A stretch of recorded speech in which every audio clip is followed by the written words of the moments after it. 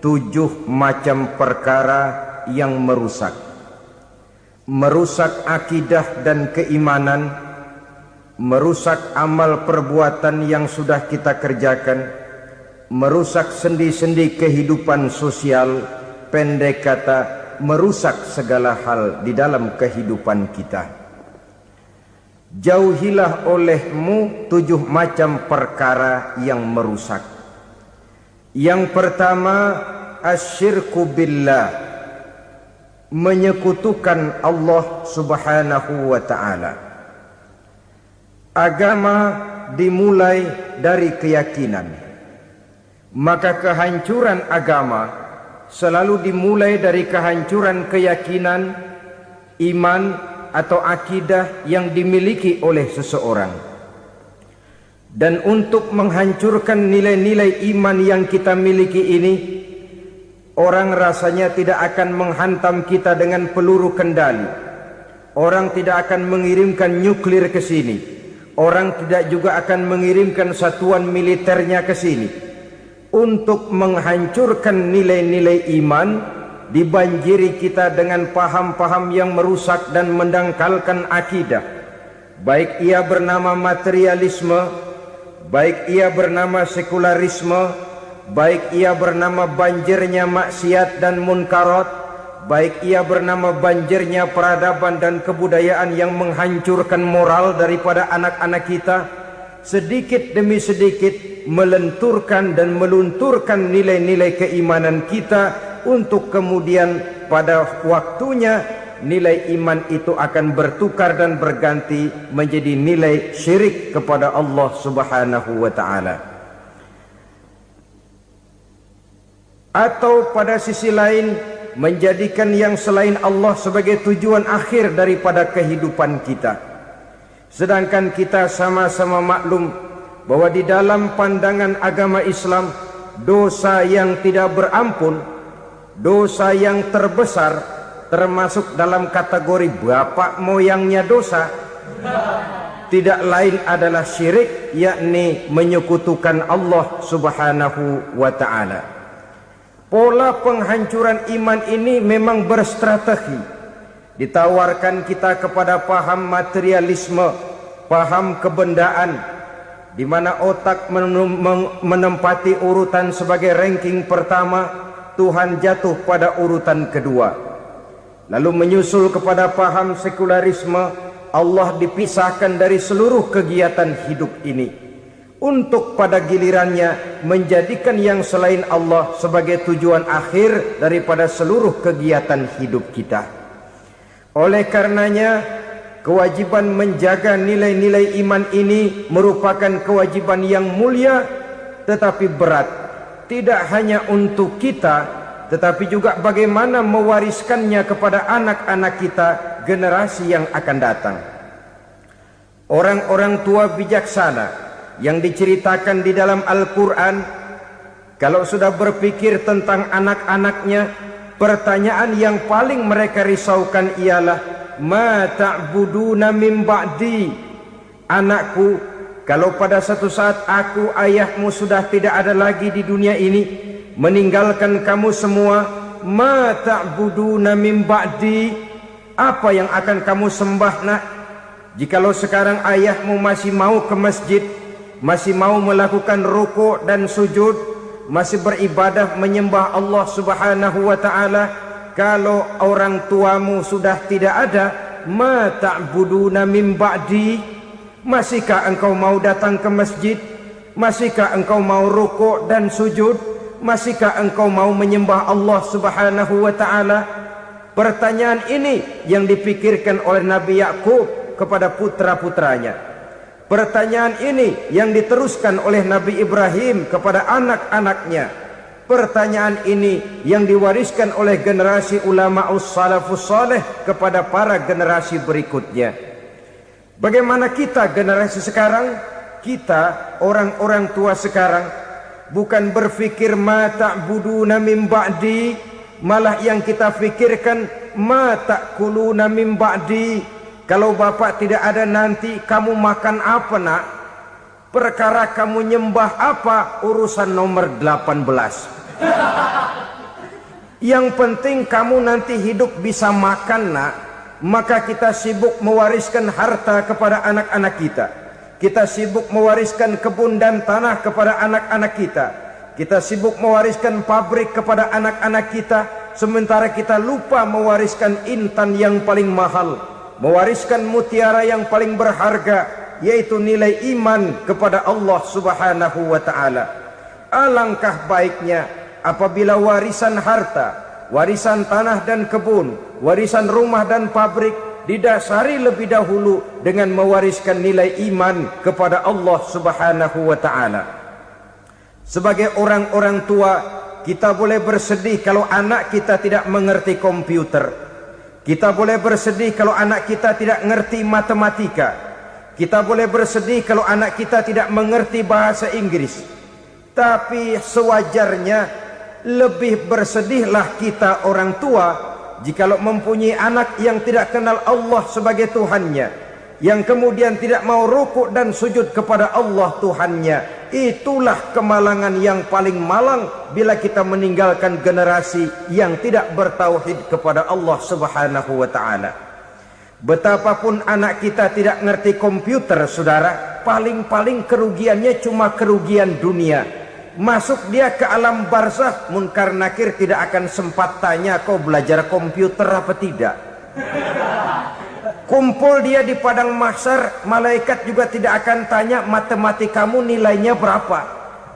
Yang ditanya kau kenal Allah, kau rukuk dan sujud kepadanya, kau pernah datang ke masjid. Oleh karena itu sekali lagi, menjaga nilai iman tidak hanya untuk kita, tetapi juga mewariskannya kepada anak-anak kita, generasi yang akan datang. Sungguh kemalangan yang paling besar apabila kita meninggalkan anak-anak kita. Mereka kita tinggalkan lemah ekonominya, itu tidak baik. Mereka kita tinggalkan lemah otaknya, itu pun akan membuat mereka tertinggal oleh yang lain. Tapi yang paling celaka, jikalau kita tinggalkan mereka dalam kondisi lemah imannya, rapuh akidahnya, tidak baik dan tidak betul keyakinan hidupnya. Oleh karena itu Nabi berpesan, jauhilah 7 perkara yang merusak. Yang pertama, syirik kepada Allah Subhanahu wa ta'ala. Menyekutukan Allah baik dalam ucapan, dalam keyakinan ataupun dalam perbuatan. Ini perkara pertama yang termasuk 7 perusak besar di dalam kehidupan.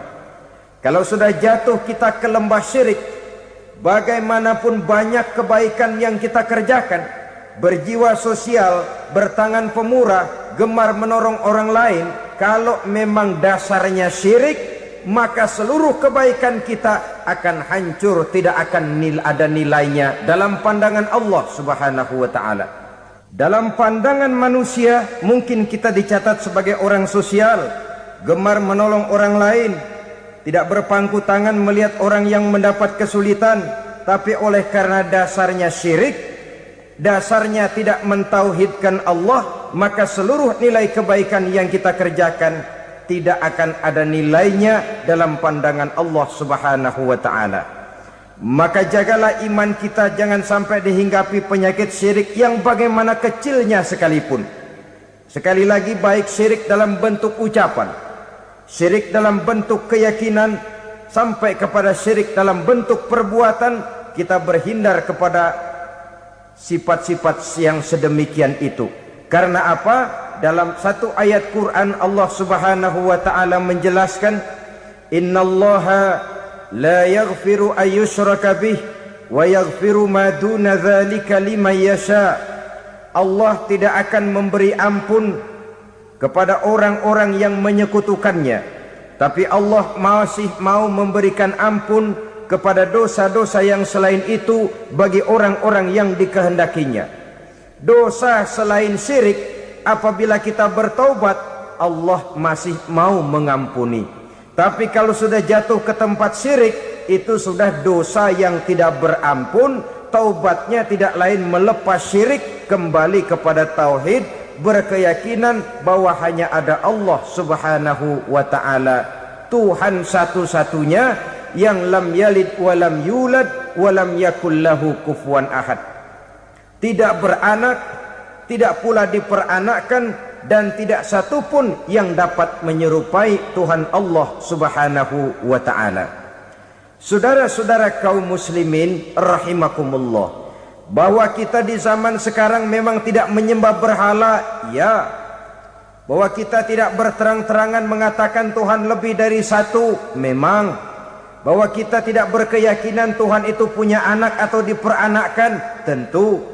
Tapi dalam perbuatan dan i'tiqad kita kadang-kadang jatuh tanpa kita sadari ke tempat yang bernama syirik ini. Oleh karenanya, di zaman di mana teknologi makin canggih, di mana kemajuan pembangunan makin menjangkau berbagai aspek kehidupan, diperlukan keseimbangan antara kemajuan fisik material dengan kemajuan mental spiritual. Apabila tidak ada keseimbangan, yang terwujud tentulah kepincangan, yang diawali dengan pincangnya cara kita berpikir, sehingga pada akhirnya akan mengarah kepada pincangnya cara kita berbuat dan bertindak di dalam kehidupan kita. Oleh karena itu Nabi berpesan, jauhilah sifat syirik, karena syirik merupakan dosa yang teramat besar. Ini sifat merusak yang pertama. Yang kedua kata Nabi, wasihra, jauhilah sihir. Sihir ini juga termasuk perkara yang merusak kehidupan. Kita semua sama-sama maklum bahwa sihir sebenarnya bukan persoalan baru. Sejak sebelum datang Islam, sihir itu sudah ada. Di zaman Yunani kuno, sihir ada. Di zaman Mesir kuno, di zaman Cina kuno, dan yang lain-lain yang serba kuno, sihir itu sudah ada. Bahkan para nabi pun, para rasul yang diutus oleh Allah Subhanahu wa ta'ala, senantiasa berhadapan dengan ahli-ahli sihir untuk menguji kebenaran dari misi yang mereka bawa. Sihir adalah perbuatan di luar kebiasaan yang bisa dikerjakan oleh ahlinya dengan bantuan jin atau setan. Hukum mempelajari sihir adalah haram, mengamalkannya lebih haram lagi. Sebab itu saudara-saudara, sihir merupakan perbuatan merusak yang harus kita jauhi. Ciri-ciri daripada perbuatan sihir, pertama, ia mengandung tipuan, bayangan khayal. Di zaman Nabi Musa misalnya, orang melihat tambang-tambang itu seperti ular. Nabi Musa melayangkan tongkatnya menjadi ular-ular besar yang memakan ular-ular kecil ciptaan tukang-tukang sihir Fir'aun tadi. Lalu sihir bisa terjadi dengan bantuan jin kafir atau setan. Kemudian ciri yang ketiga, sifatnya halus dan tersembunyi. Taruh kata ada seorang ahli sihir yang mempergunakan ayat-ayat Quran sebagai jompa-jampe, sebagai baca-bacaan, itu cuma sekedar kedok. Tujuannya tidak lain menjadikan agama sebagai ketok untuk membenarkan cara yang dimurkai oleh Allah Subhanahu wa ta'ala. Satu hadis yang diriwayatkan oleh Imam Bazar dan Tabrani, Nabi berpesan, laisa minna man tatayyara lahu au takahhana au tukuhhina lahu au sahira lahu. Tidak termasuk ke dalam golonganku, kata Nabi. Tidak termasuk umatku. Siapa mereka? Man tatayyara lahu, orang yang bertatoyur. Apa tatoyur itu? Dari kalimat toyaro, artinya terbang. Toir biasa diartikan dengan burung. Tatoyaro percaya kepada suara-suara burung. Man tatayyara lahu, mempercayai, meyakini dengan benar-benar kepada suara beburungan. Kan suka ada itu, nah bunyi burung tuh, maling liwat. Maling liwat. Burung bunyi, maling liwat. Itu termasuk tatoyaro lahu, percaya kepada suara burung. Kan aneh kalau suara orang nggak dipercaya, suara burung malah dipercaya. Ada ustadz ceramah, kiai ngaji, nggak mau didengerin, burung dengerin bener. Nah, suaranya dari sebelah mana? Belah kulon. Nah, itu tandanya ano. Habis dihitung-hitung. Itu termasuk tatoyaro lahu.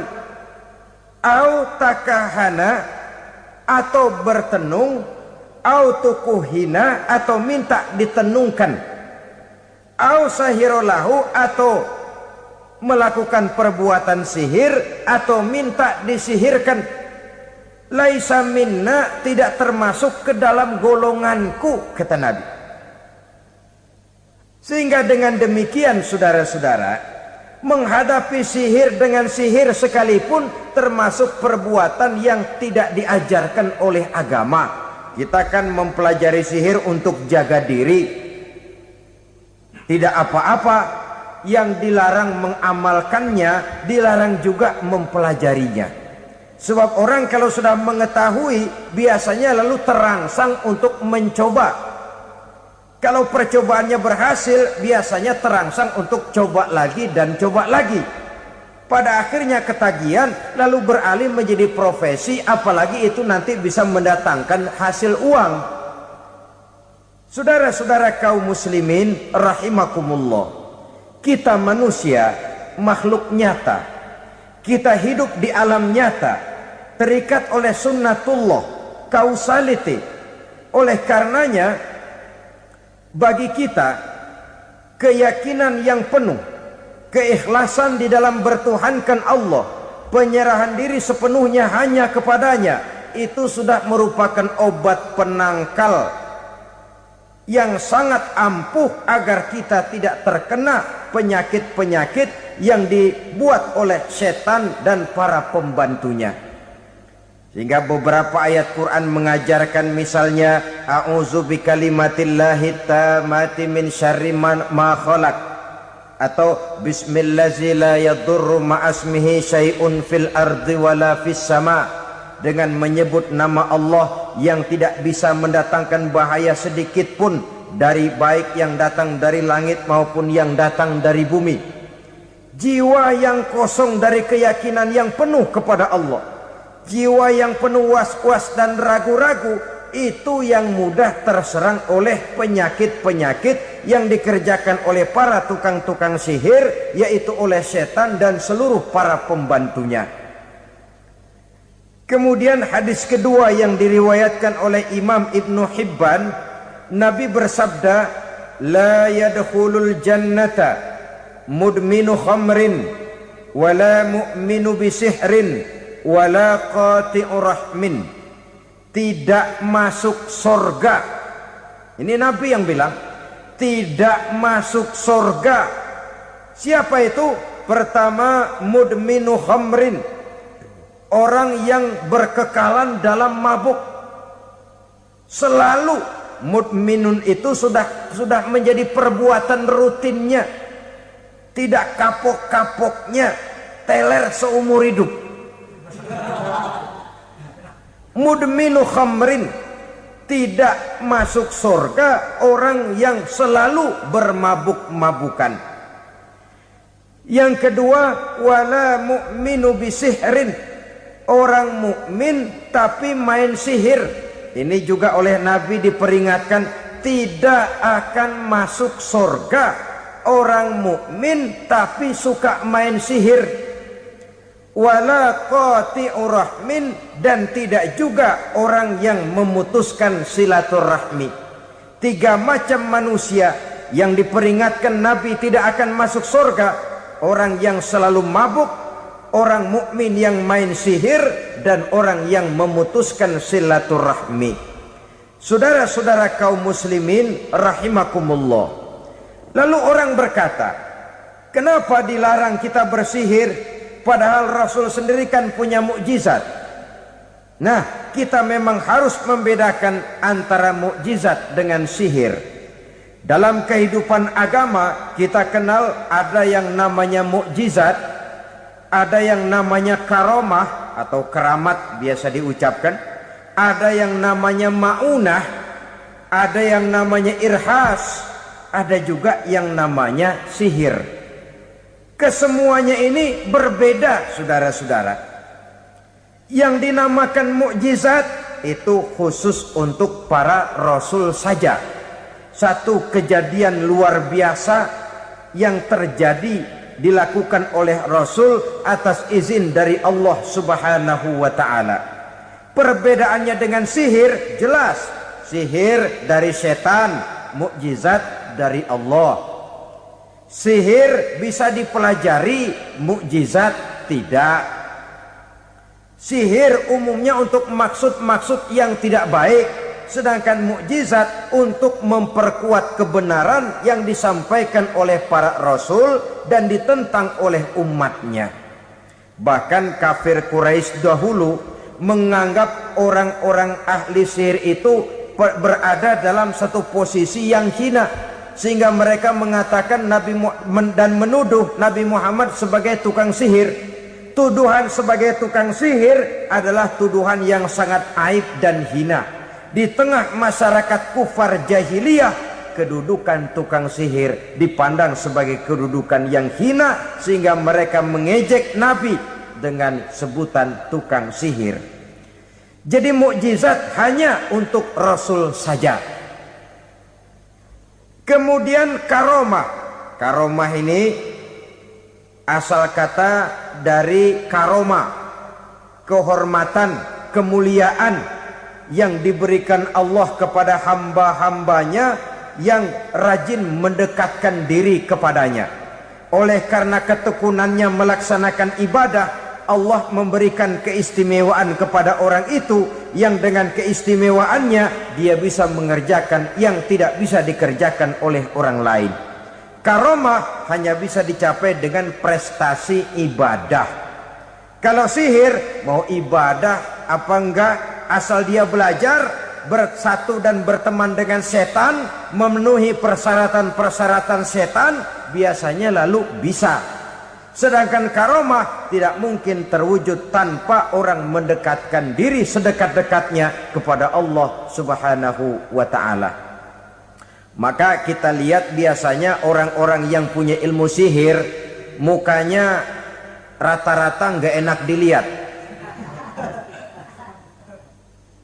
Kumuh, jauh dari air wudhu, jauh dari sujud kepada Allah, malah berteman dengan setan, menjadi pelayan-pelayannya setan. Saudara-saudara, adapun maunah, keistimewaan yang diberikan Allah kepada hamba-hambanya yang belum sampai kepada tingkat wali, tapi orang itu lebih banyak kebaikannya daripada kesalahannya.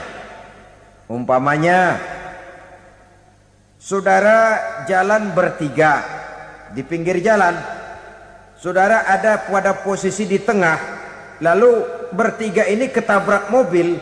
Menurut perhitungan saudara mati lebih dahulu. Tapi terjadi hal yang aneh, dua teman saudara mati, saudara malah cuma luka dan lecet sedikit saja. Apa itu? Kalau kita lebih banyak kebaikannya daripada kesalahannya, itu yang dinamakan maunah, pertolongan yang diberikan Allah kepada hamba-hambanya yang lebih banyak kebaikannya daripada kesalahannya. Sedangkan yang dinamakan irhas, kejadian luar biasa pada diri seseorang pada waktu dia masih kecil, yang menunjukkan tanda-tanda keistimewaannya. Itu umumnya pada para nabi pada usia kecilnya sudah ada irhas, tanda-tanda istimewa. Jelas baik mukjizat, karomah, maunah maupun irhas berbeda dengan sihir. Sihir ini jelas saja merupakan bantuan dan persekutuan antara manusia dengan setan. Padahal setan, kata Allah dalam Al-Quran, innahu lakum aduwwum mubin, sesungguhnya setan bagi kamu adalah musuh yang sangat jelas. Saudara-saudara kaum muslimin rahimakumullah, di zaman sekarang dalam menghadapi beban kehidupan yang makin pelik, menghadapi stres yang tidak kunjung selesai, menghadapi persoalan-persoalan yang teramat berat, orang sering mencari jalan keluar kepada hal-hal yang menurut pendapatnya bisa meringankan beban moralnya itu. Pergilah dia mencari sesuatu yang dapat meringankan bebannya. Dan tidak jarang yang jatuh ke pangkuan tukang-tukang tenung, ke pangkuan tukang-tukang sihir, yang mereka itu oleh Quran dijelaskan kadzabal munajjimun walau sodaku. Tukang-tukang tenung, tukang-tukang sihir, mereka itu bohong walaupun benar. Maksudnya bohong walaupun benar artinya kalau yang mereka kerjakan benar itu sih kebenaran. Benar dengan kebenaran itu lain. Kebenaran, kebetulan bisa, tapi tidak untuk selalu. Apalagi kalau itu sudah membahayakan kehidupan orang lain. Jadi oleh karena itu Nabi berpesan jauhilah daripada sihir.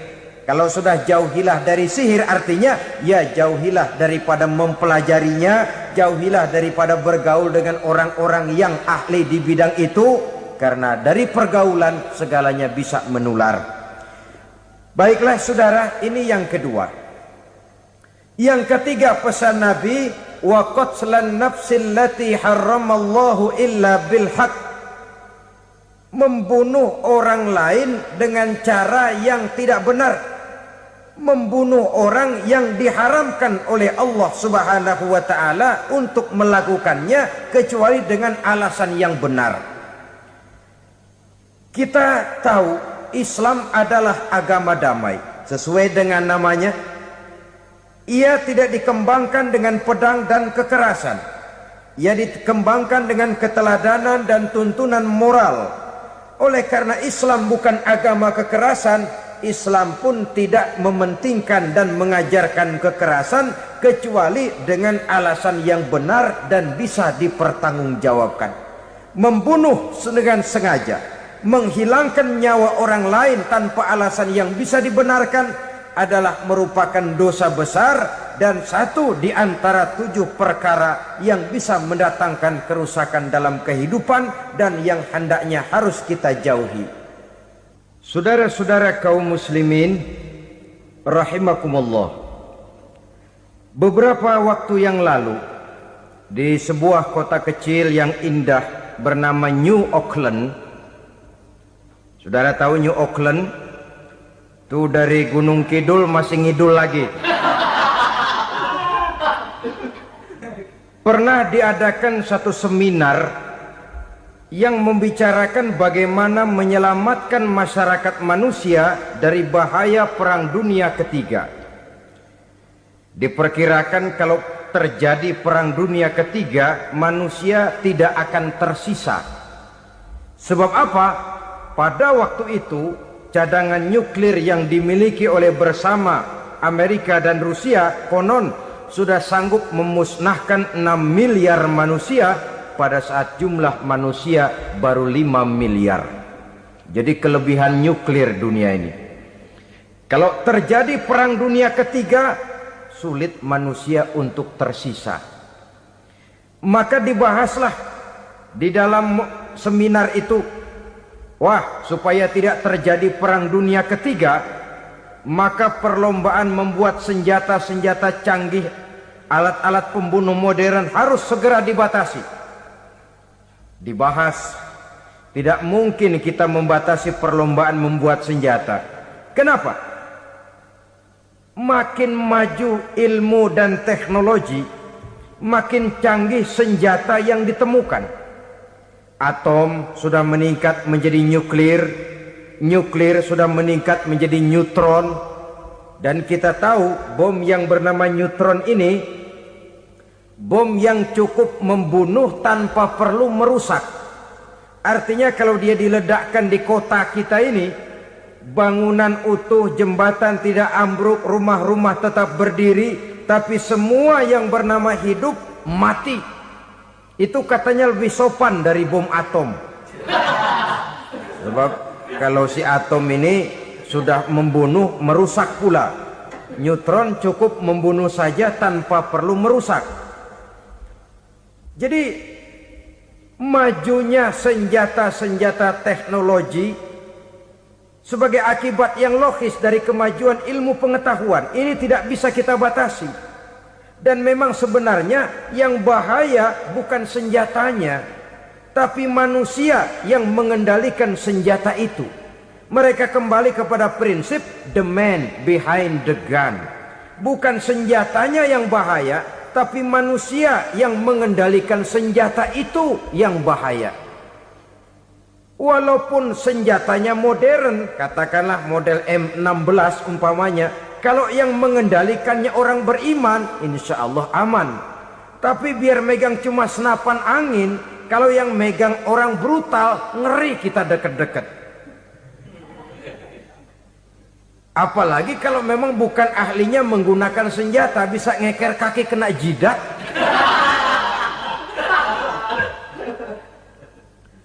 Mereka kembali kepada prinsip lama yang tetap baru. Bukan senjatanya yang harus dibatasi, manusia yang mengendalikan senjata itu yang perlu dibicarakan. Nah, kalau begitu, agar manusia tidak mempergunakan senjata sewenang-wenang, apa yang harus kita lakukan? Ya, manusianya harus bermoral. Ya, tapi moral yang mana? Di dunia ini banyak ajaran tentang moral. Itu pun mudah saja. Di sini kan kita undang saja ahli dari berbagai agama untuk membicarakan konsep perdamaian menurut agamanya masing-masing.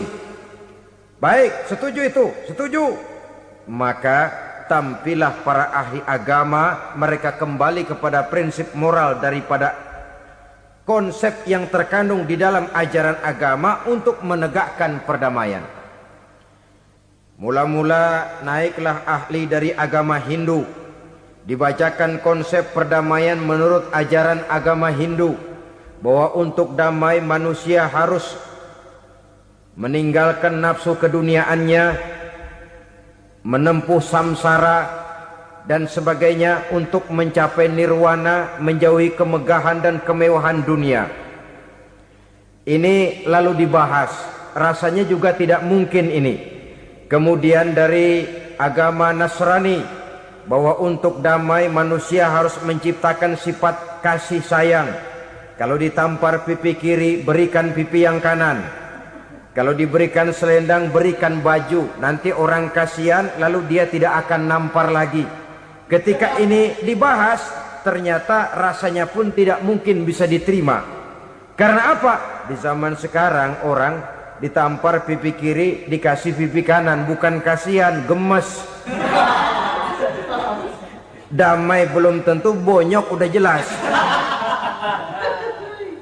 Lalu ketika dibacakan konsep perdamaian menurut Quran, di mana disampaikan ayat wa jazaa'u sayyi'atin sayyi'atun misluha faman afa wa aslaha fa ajruhu 'ala Allah. Balasan terhadap satu kejahatan adalah kejahatan yang seimbang. Tetapi barang siapa yang memberi maaf dan mencari jalan damai, itulah yang terbaik dan akan mendapat pahala dari Allah Subhanahu wa ta'ala. Kamu tidak salah ditampar pipi kirimu, tampar lagi pipi kirinya sekeras dia menampar pipi kirimu.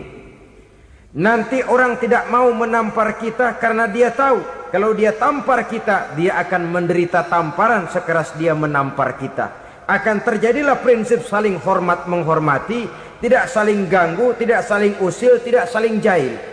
Atas dasar ini perdamaian bisa ditegakkan. Mereka bisa menerima konsep ini, tapi kemudian seminar ditutup tanpa satu keputusan resmi. Kenapa? Terus terang mereka kagum dengan konsep Islam, tapi sentimen lama terhadap nilai-nilai Islam telah menutup mata mereka untuk menerima kebenaran dari ajaran Al-Quranul Karim. Saudara-saudara kaum muslimin rahimakumullah, kembali kita kepada persoalan pokok. Roh adalah dari Allah. Dia akan kembali kepada Allah, milik mutlak dari Allah. Tidak pantas kita merampasnya dari orang lain. Tidak wajar kita menghilangkannya tanpa alasan yang dibenarkan oleh agama. Di zaman sekarang akibat persaingan hidup yang makin tajam, lapangan kerja yang makin sulit, tensi ekonomi yang makin tinggi, atau karena nilai moral yang makin rendah, atau juga karena rapuhnya pegangan orang kepada agama, nyawa rasanya sudah sedemikian murahnya. Berbagai kasus membuat berdiri bulu roma kita. Ada mayit, ada manusia dipotong 6, dicincang macam kambing. Ada yang dipotong 5, ada yang dipotong 13, dikardusin, dibuang ke tempat sampah. Inna lillahi wa inna ilaihi raji'un. Gejala apa ini? Kanibalisme. Manusia sudah demikian sadisnya, manusia sudah sedemikian buasnya, sehingga sesama manusia diperlakukan seperti hewan. Padahal hewan sendiri belum pernah macan makan macan, bagaimanapun buasnya macan. Belum pernah serigala memakan serigala, bagaimanapun brutalnya serigala. Tetapi manusia makan manusia di zaman sekarang kadang jadi kenyataan dalam kehidupan kita. Kadang persoalannya remeh saja. Soal uang 200 perak, pisau bicara, nyawa melayang. Soal rokok sebatang, celurit bicara, nyawa melayang. Soal-soal yang sama sekali tidak prinsip, begitu mudah kita menghilangkan nyawa orang lain.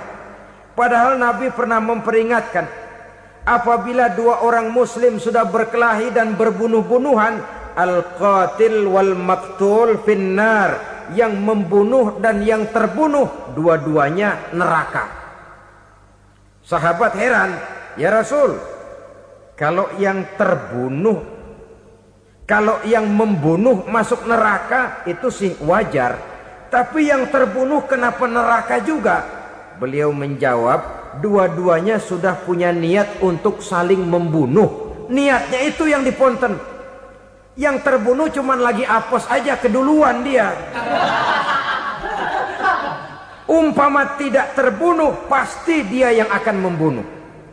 Oleh karenanya al-qatil wal maktul, yang membunuh dan yang dibunuh finnar, dua-duanya masuk ke dalam neraka. Islam menghormati kehidupan, tidak hanya terbatas kepada sesama muslim, orang-orang yang berlainan agama pun yang mau hidup berukun, damai, berdampingan dengan umat Islam, jiwa mereka, darah mereka dilindungi oleh nilai-nilai Islam yang disebut dengan kafir zimmi ini. Mengganggu mereka sama saja dengan mengganggu aku, kata Nabi. Jadi oleh karena itu sayangilah sesama. Kehidupan adalah anugerah Allah, bukan wewenang kita untuk mencabutnya dari orang lain, bukan wewenang kita untuk merampas dan menghilangkannya dari orang lain. Apa yang tidak enak terjadi pada diri kita, begitu pula lah apabila terjadi pada diri orang lain. Sehingga Nabi mengatakan, la yu'minu ahadukum hatta yuhibba li akhihi ma yuhibbu li nafsihi. Belum dikatakan beriman seseorang kamu apabila dia belum mencintai saudaranya seperti ia mencintai dirinya sendiri. Apa yang enak dirasakan oleh orang lain, enak juga dirasakan oleh dia. Mengukur orang lain dengan diri sendiri. Kalau orang lain tanpa salah saya fitnah, kalau saya tanpa salah difitnah orang, enak apa enggak? Enggak, orang lain juga begitu. Kalau orang lain tanpa salah saya tempeleng kepalanya, enak apa tidak? Tidak. Orang lain juga begitu. Yang tidak enak terjadi pada diri kita, tentu tidak enak juga kalau terjadi pada orang lain. Mengukur orang lain dengan diri sendiri, sehingga tidak timbul sifat egois, tidak menari di atas bangkai orang lain, tidak mendirikan kebahagiaan di atas untayan air mata orang lain. Sehingga dengan demikian saudara-saudara, dia bisa menghormati kehidupan, menghormati orang lain sebagaimana dia ingin dihormati. Inilah perbuatan ketiga yang merusak, membunuh orang lain dengan yang diharamkan Allah tanpa alasan yang benar. Yang ketiga. Kemudian yang keempat, perbuatan merusak wa aklar riba, makan riba. Hidup adalah tolong menolong. Bahasa kerennya take and give katanya. Saling memberi dan saling menerima. Nabi mengajarkan man kuraba kurbatan min kurabid dunya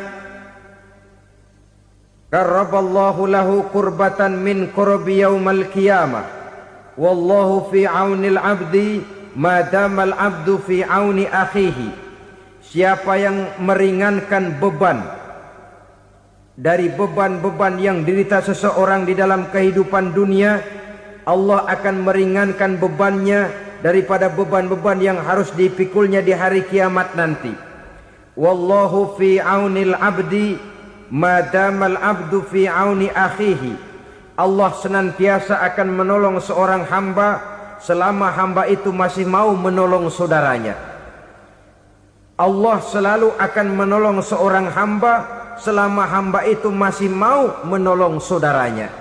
Apabila kita sudah berpangku tangan terhadap kesulitan orang lain, biasanya pun pada saat kita mendapat kesulitan, kita akan sulit juga memperoleh pertolongan. Nah, riba alias renten, kedoknya adalah menolong orang, tapi sama juga bulu buntutnya dilepas, palanya dicekek. Menolong orang pada akhirnya menjadi beban bagi seseorang, dan memang mencari orang-orang yang berada dalam posisi kesulitan. Biasanya di daerah-daerah di mana musim paceklik jadi lapangan kerja sulit, sedangkan urusan perut tidak bisa ditunda. Akhirnya orang terjebak ke dalam rentenir, ke dalam riba, ke dalam renten. Bunga berbunga, sehingga satu saat jumlah bunganya bisa lebih besar dari jumlah pinjaman pokoknya. Kemudian kalau juga ternyata tidak bisa dibayar, rumah jadi taruhan. Memang rumah satu-satunya, begitu rumah ditarik mulain camping. Bukankah pada akhirnya akan mewariskan kesengsaraan? Oleh karena itu, kepada kita berusahalah jangan berhubungan dengan rentenir, jangan makan renten dan riba. Kepada mereka yang melaksanakan riba, walaupun mendatangkan keuntungan materi, tapi percayalah harta yang didapat dengan jalan riba tidak akan membawa keberkahan. Manakala tidak membawa keberkahan, dia tidak akan mendatangkan ketenangan di dalam kehidupan kita. Oleh karenanya, memakan harta riba termasuk perbuatan yang merusak sendi-sendi kehidupan sosial, merusak kehidupan orang lain, merusak kehidupan masyarakat, tetangga, pergaulan, dan sebagainya. Yang kelima, wa akla malil yatim, memakan harta anak yatim dengan cara yang zalim. Nih, memang lezat. Anak yatim itu nggak tahu urusan apa-apa. Kita diamanahkan untuk mengurusinya.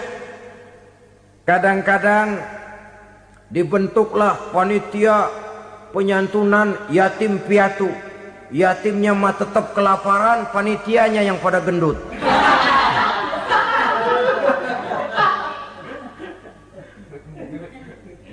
Padahal memakan harta anak yatim termasuk perbuatan dosa besar. Dan menjantuni yatim merupakan perbuatan mulia. Nabi mengatakan, ana wa kafilul yatim kahataini yaumal qiyamah. Aku dan orang-orang yang menyantuni anak yatim seperti dua jari ini pada hari kiamat nanti. Dekat sekali. Jikalau ingin di hari akhir nanti dekat dengan Rasul, bersahabatlah dengan anak-anak yatim. Jadilah pengurus anak-anak yatim. Bangunlah panti-panti asuhan yatim. Pada saat bapak ibunya meninggal, kitalah yang menjadi orang tuanya. Bahkan sedemikian besar perhatian Islam terhadap anak-anak yatim ini, sehingga Quran memberikan peringatan, ara'aital ladzi yukadzibu biddin fadzalikal ladzi yad'ul yatim wa la yahuddu ala ta'amil miskin. Tahukah kamu siapa orang yang mendustakan agama? Beragama tapi dianggap dusta, solatnya dusta, puasanya dusta, karena agamanya sudah berdusta. Siapa mereka? Fazalikal ladzi yad'ul yatim, orang yang menyia-nyiakan anak yatim. Wala yahuddu ala ta'amil miskin, dan tidak pernah memberi makan kepada orang-orang yang menderita kemiskinan, menyia-nyiakan, meninggalkan anak yatim, termasuk perbuatan yang divonis kita sebagai orang yang mendustakan agama. Saudara-saudara kaum muslimin rahimakumullah, maka sangat dicela mengeksploitir anak-anak yatim, menjadikan mereka sebagai kedok untuk mencari kekayaan pribadi. Tetapi jikalau ikhlas, ganjarannya sangat besar, nilai pahalanya sangat besar. Menyantuni yatim tidak hanya setahun sekali. Kalau Muharram pakai istilah lebaran yatim, dibentuklah panitia, diberilah beras, uang 4-5 ribu rupiah, alhamdulillah. Tapi jangan lupa, si yatim tidak hidup cuma satu hari. Dia tidak hidup cuma di bulan Muharram saja, dia hidup 12 bulan dalam setahun. Sebagaimana anak-anak yang lain, dia juga berhak punya masa depan. Dia juga berhak menikmati bangku sekolah. Dia berhak mengenyam arti dan makna pendidikan. Dia berhak membekali diri dengan ilmu dan pengetahuan, seperti halnya anak-anak yang lain. Maka kita yang diberikan keluasan oleh Allah, ingatlah itu, bersahabatlah dengan anak-anak yatim, santuni mereka. Perkara setahun sekali di bulan Muharram, alhamdulillah, itu bagus, bin Thayyib alias baik. Tapi tentu dan tentu sekali lagi, si yatim tidak hanya hidup di bulan Muharram. Dia hidup 12 bulan dalam setahun, 24 jam dan di dalam sehari. Oleh karenanya, menyia-nyiakan mereka pada saat posisi kita memang mampu akan memojokkan kita dalam satu posisi di mana kita dianggap sebagai orang yang mendustakan agama, memakan harta anak yatim dengan cara yang zolim. Bapaknya udah meninggal, kebunnya lebar, anaknya dikelecehin. Nah, dah kamu gak usah pusing, nanti saya yang ngurus. Akhirnya bukan ngurus, nguras. Si yatim mungkin tidak tahu bahwa dia disia-siakan, haknya diambil, miliknya dizolimi. Tapi Allah yang akan membalasnya dengan seadil-adilnya. Maka makan harta anak yatim biasanya balasannya tokcer bin paten. Nggak banyak selang tempo itu, nggak percaya cobain dah. Nyobain aja kan nggak bayar, umpama.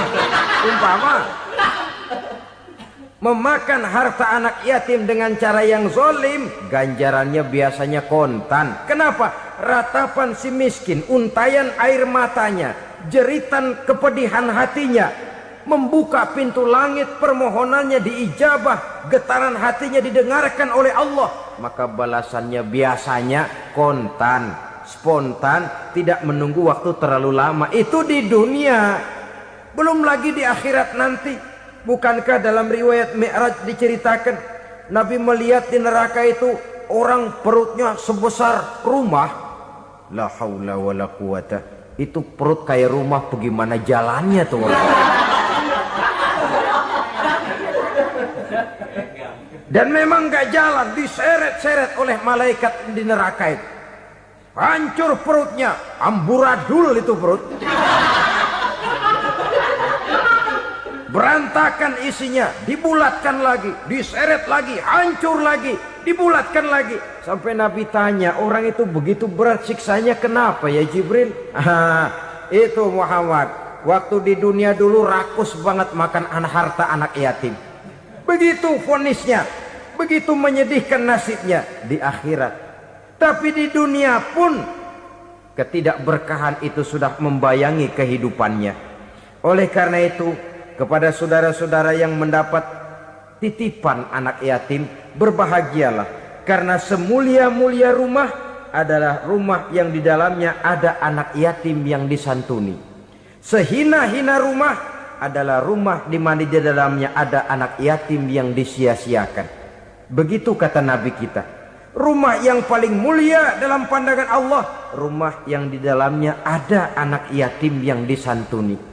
Rumah yang paling hina dalam pandangan Allah, rumah yang di dalamnya ada anak yatim yang nasibnya disia-siakan.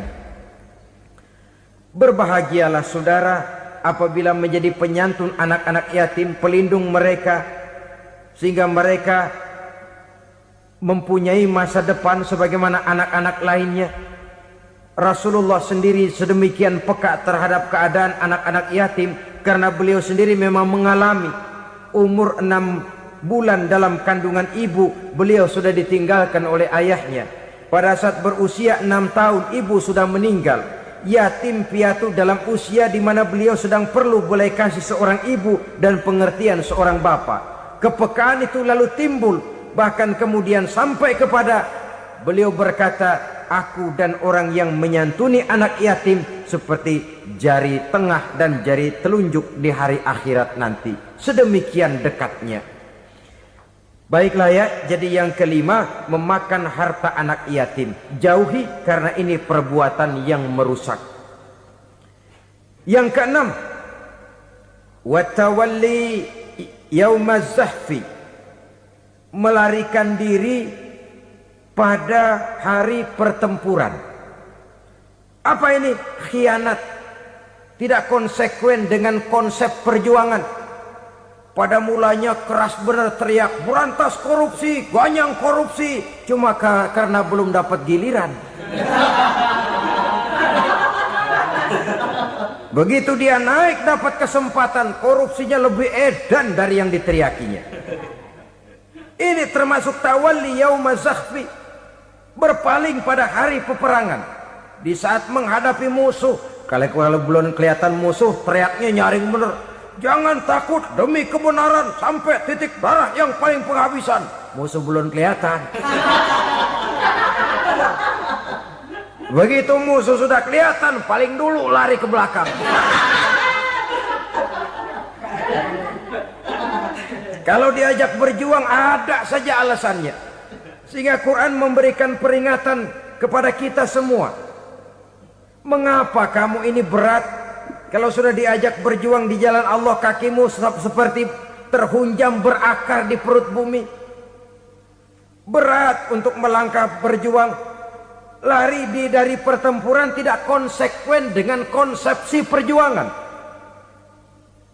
Mau enaknya saja. Dalam kondisi yang sulit lalu berpangku tangan. Ini termasuk ciri munafik yang di dalam Al-Quran disindir dengan bahasa kullama adha'a lahum masyaufi wa iza azlama alaihim qamu. Waktu terang mereka jalan, giliran gelap mereka mandek. Artinya, maksudnya kalau giliran ada untungnya aja rame-rame teriak Islam. Tapi begitu diminta berjuang, dituntut berkorban, rame-rame mundur. Waktu dilihat di Islam ada untungnya, rame-rame teriak Islam. Pak, saya Islam banget, Pak. KTP saya Islam, Pak. Pokoknya Islam banget dah. Tapi ketika diminta berjuang, dituntut sedikit berkorban, rame-rame mengundurkan diri. Tahun 65 PKI berontak. Waduh, waktu itu jadi orang Islam untung itu. Nggak dikejar-kejar, aman. Masjid rame, masjid, mobil-mobil mewah parkir di depan musola dan masjid. Kenapa? Waktu itu asal udah ke masjid aman. Islam selamat, untung. Tapi begitu keadaan aman, yang parkir di musola sepeda butut melulu.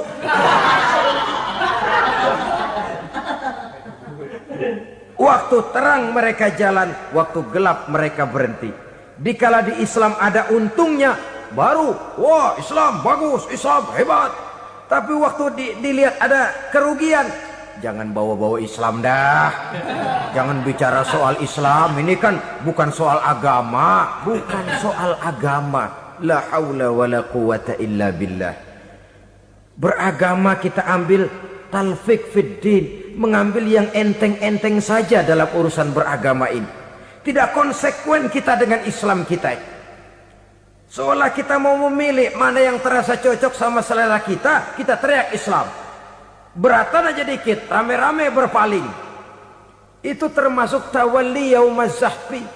Para pengkhianat, mental-mental hipokrit yang tidak mau konsekuen menghadapi segala bahaya.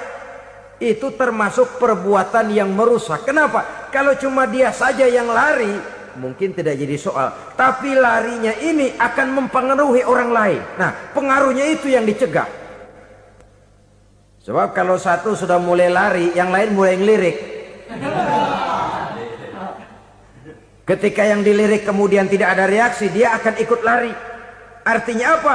Seorang muslim harus konsekuen dengan konsep perjuangannya, dengan keyakinan keagamaannya, dan tidak memilih yang enak-enak saja di dalam kehidupan beragama. Lari dari pertempuran, bermental khianat, mengkhianati agama, merupakan satu di antara sifat yang merusak. Terakhir saudara,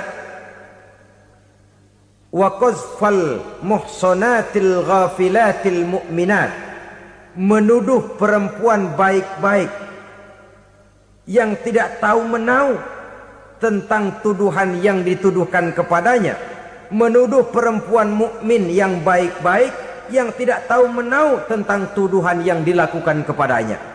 Fitnah lebih bahaya daripada pembunuhan. Orang yang tidak salah bisa hancur namanya, orang yang berniat baik bisa ambruk perjuangannya oleh karena fitnah. Sehingga dikatakan al-fitnatu asyaddu minal qatli. Fitnah lebih bahaya daripada pembunuhan. Maka memfitnah ini termasuk satu dosa di antara 7 hal merusak yang harus kita jauhi semampu kita, semampu-mampunya.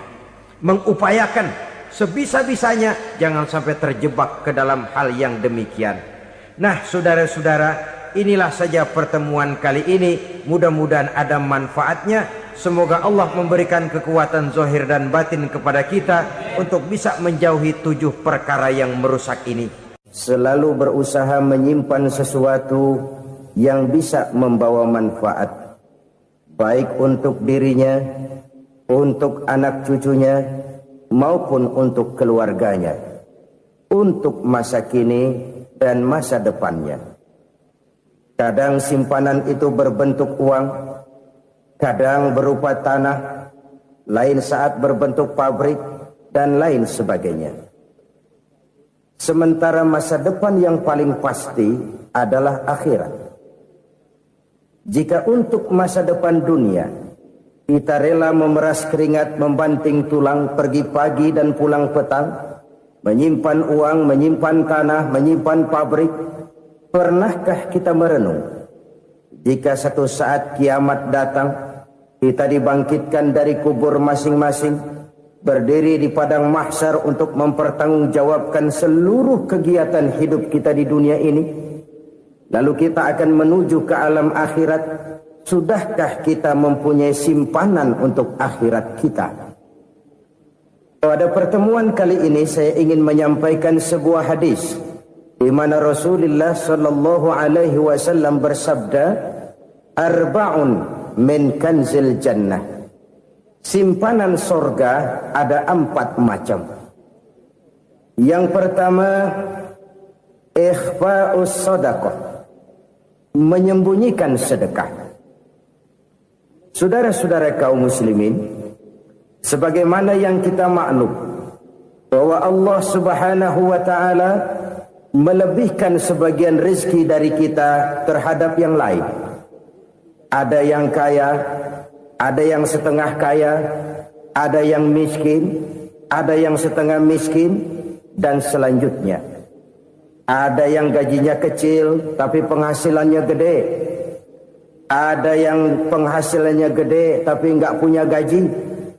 Ada juga yang memang gajinya gede dan penghasilannya gede. Kelebihan rezeki merupakan sunnatullah dan tidak harus membuat kita merasa lebih dari yang lain. Bahkan sebaliknya, kelebihan itu harus membuat kita ringan tangan untuk menolong mereka yang memang memerlukan pertolongan.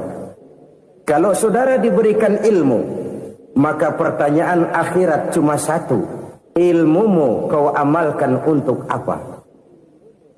Kalau saudara diberikan umur yang panjang, pengadilan akhirat juga bertanya satu: umurmu kau habiskan di mana? Tapi kalau saudara diberikan harta, pengadilan akhirat akan bertanya 2: hartamu kau dapat dari mana, kau belanjakan kemana. Dari mananya ditanya, dan kemananya juga ditanya. Oleh karena kita akan dimintakan pertanggungan jawab, maka amanah yang bernama harta ini harus kita gunakan dengan sebaik-baiknya. Ada penggunaan yang merupakan kewajiban, itu zakat namanya. Ada penggunaan yang sewaktu-waktu, itu infak namanya. Ada yang lebih sewaktu-waktu lagi, dan itu sedekah namanya. Zakat dia terikat oleh haul dan nisab, oleh putaran batas waktu dan ukuran dari harta itu sendiri. Sedangkan infak terikat oleh situasi dan kondisi perekonomian seseorang. Sedangkan sedekah tidak terikat dengan apapun. Dalam kondisi seperti apapun kita bisa melakukan sedekah dengan yang terkecil sekalipun. Sampai-sampai Rasulullah SAW mengajarkan, la tahkiranna minal ma'rufi syai'an walau an talqa akhaka biwajhin talik. Atau ada hadis, tabassumuka fi wajhi akhika laka sedekah. Senyumanmu kepada temanmu adalah sedekah. Jadi untuk melakukan sedekah tidak harus dalam berbentuk uang. Dengan ilmu kita bisa sedekah. Dengan tenaga kita bisa bersedekah, dengan pikiran kita bisa bersedekah, bahkan senyum kepada teman itu pun sedekah. Jadi kalau sedekah dengan uang memang belum punya uang, nyengir aja banyakin. Itu asal pada tempatnya, jangan lalu ketemu tiang listrik cengengesan. Tentu tidak pada tempatnya dan tidak wajar. Nah, sedekah yang paling dicintai Allah adalah sedekah yang disembunyikan. Artinya jauh dari sifat riya. Kan kadang-kadang ada orang sedekah itu disebutkan namanya. Apa tidak bagus? Kalau memang niatnya ikhlas, ya bagus-bagus saja. Untuk memberikan sugesti kepada yang lain. Di Fulan bin Fulan nyumbang sekian, diumumkan. Boleh kalau niatnya untuk memberikan rangsangan kepada yang lain supaya dia menyumbang lebih besar dari orang tadi. Tapi kalau itu mendatangkan riya, maka sedekah yang paling dicintai Allah adalah sedekah yang disembunyikan. Tangan kiri saja tidak tahu apa yang diberikan oleh tangan kanan. Sedekah yang dilakukan dengan ikhlas akan merupakan perbendaharaan surga, tersembunyi dari pandangan orang.